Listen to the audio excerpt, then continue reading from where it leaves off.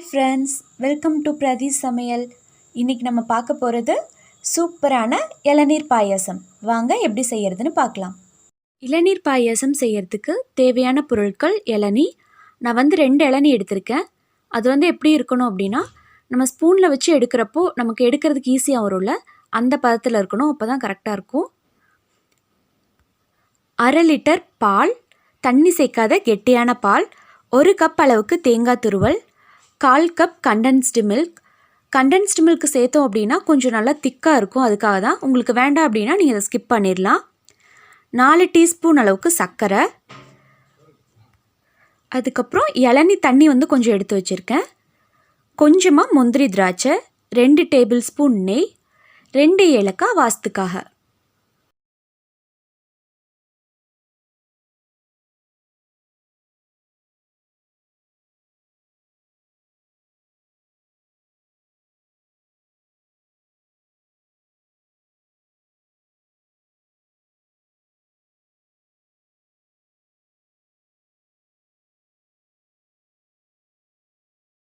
Pan சூடானதும் அதில் 1/2 litre பால் சேர்த்துடலாம். நல்ல அகலமான பாத்திரமாக எடுத்துக்கோங்க.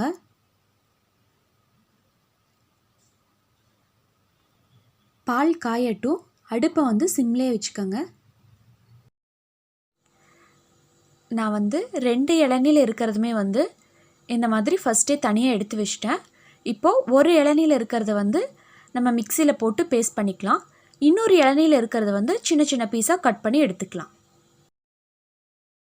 இப்போது ஒரு இளநீல இருக்கிறத கட் பண்ணி சேர்த்தாச்சு. இது கூட நம்ம தனியாக இளநீ தண்ணி எடுத்து வச்சுருக்கோம்ல, அதை சேர்த்திக்கலாம். சேர்த்திட்டு மிக்சியில் போட்டு நல்லா அரைச்சி எடுத்துக்கலாம். ரொம்ப பேஸ்ட்டு மாதிரி இருக்கணுங்கிறது கிடையாது, லைட்டாக கொரகொரப்பாக அரைச்சி எடுத்துக்கலாம். இது இப்போ நம்ம மிக்சியில் அடித்து எடுத்த இளநீர் பேஸ்ட்டு. இன்னொன்று மீதி இருக்க இன்னொரு இளநியை சின்ன சின்னதாக கட் பண்ணி எடுத்து வச்சுருக்கேன். பால் ஓரளவுக்கு நல்லா குறைஞ்சிருக்கு. சைடில் இருக்க அந்த ஆடையெல்லாம் அப்படியே எடுத்து விட்டுருங்க. அடுப்பை சிம்மில் வச்சுட்டு இதை அப்பப்போ மிக்ஸ் பண்ணி விட்டுட்டே இருங்க. இல்லை அப்படின்னா அடியில் அடி பிடிச்சிரும். பால் நல்லா சுண்டிருச்சு. நம்ம ஃபஸ்ட்டு சேர்த்த அளவை விட பாதியாக நல்லா குறைஞ்சிருச்சு. இந்த டைமில் நம்ம வச்சுருக்க 1/4 கப் அளவுக்கு கண்டென்ஸ்டு மில்க் சேர்த்துடலாம். சேர்த்துட்டு நல்லா மிக்ஸ் பண்ணி விட்டுருங்க. அதுக்கப்புறம் 3 டீஸ்பூன் அளவுக்கு சர்க்கரை. நீங்கள் கண்டென்ஸ்டு மில்க் சேர்க்கல அப்படின்னா ஒரு 2 ஸ்பூன் சர்க்கரை ஜாஸ்தியாக சேர்த்துக்கோங்க. கண்டென்ஸ்டு மில்க் சேர்த்தோம் அப்படின்னா திக்னஸ் ரொம்ப நல்லாயிருக்கும், டேஸ்ட்டும் சூப்பராக இருக்கும். உங்களுக்கு வேண்டாம் அப்படின்னா ஸ்கிப் பண்ணிடலாம். சேர்த்துட்டு ஒரு 2 நிமிஷம் நல்லா மிக்ஸ் பண்ணி விட்டுருங்க.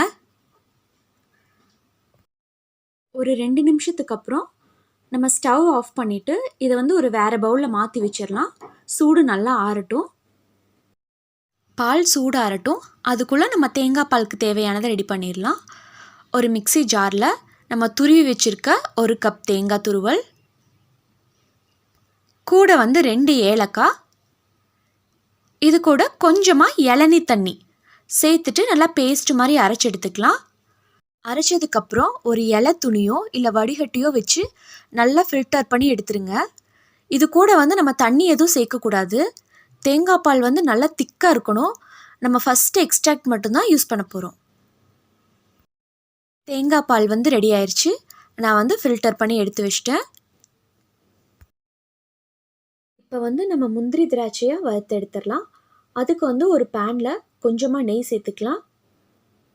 நெய் சூடானதும் ஒரு 5-6 முந்திரி பருப்பு. நீங்கள் இது கூட பாதாம் சேர்த்துக்கலாம், நல்லாயிருக்கும்.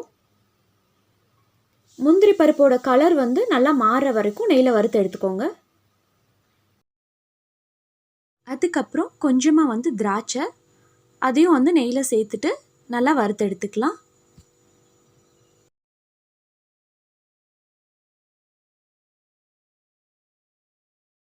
இப்போது எல்லாத்தையுமே நம்ம மிக்ஸ் பண்ணிடலாம்.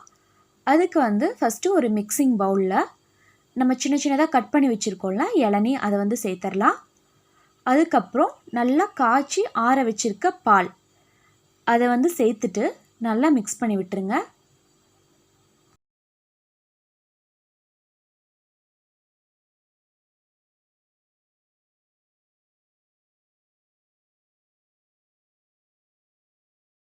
அதுக்கப்புறம் வந்து நம்ம மிக்சியில் போட்டு அரைச்சி எடுத்துருக்கோம்ல அந்த இளநீ, அதை வந்து சேர்த்துடலாம்.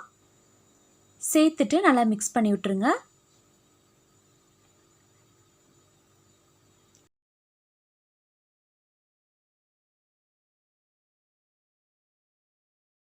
நெக்ஸ்ட்டு வந்து தேங்காய் பால், 1 கப் அளவுக்கு தேங்காய் பால், இதையும் வந்து சேர்த்துட்டு நல்லா மிக்ஸ் பண்ணி விட்டுறலாம்.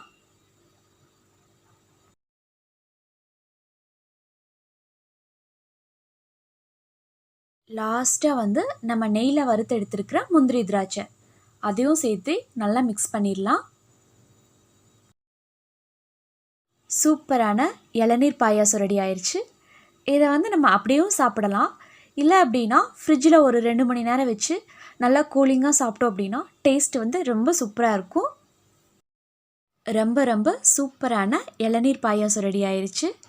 இது வந்து இந்த சம்மர் டயத்துக்கு ஏற்ற ஒரு சூப்பர் ரெசிபி. டேஸ்ட்டு வந்து மற்ற பாயாசத்தை விட ரொம்ப ரொம்ப சூப்பராக இருக்கும். எல்லோரும் மறக்காமல் ஒரு டைம் ட்ரை பண்ணி பாருங்கள். கண்டிப்பாக உங்கள் எல்லாத்துக்கும் பிடிக்கும். பிடிச்சிருந்துச்சு அப்படின்னா லைக் பண்ணுங்கள், ஷேர் பண்ணுங்கள், சப்ஸ்கிரைப் பண்ணுங்கள். தேங்க்யூ.